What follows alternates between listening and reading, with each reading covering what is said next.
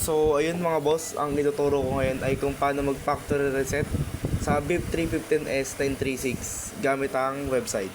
So, connect muna tayo sa 936 natin. Yan, nakakonnect ko na siya kanina. So, punta kayo ngayon sa Google.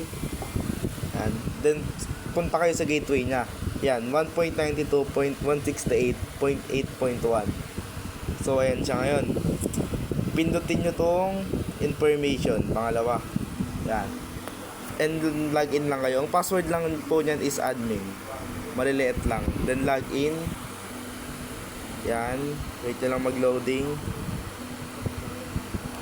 Then makikita nyo ngayon dyan sa system. Ayan. May restore default. Click nyo lang po yan.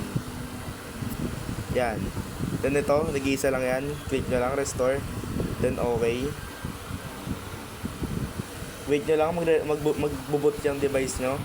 Yung 936 nyo, parang ganito eh. Parang ganyan na yan, nag-boot siya. Wait lang natin. Booting ba?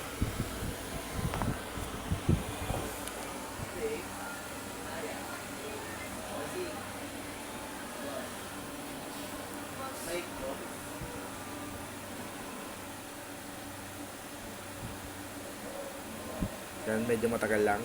Tagal lang. Yan, okay na. Yan, ganun lang. Na-factory reset ko na siya. So, ayun lang mga boss. Sana nakatulong. Maraming salamat.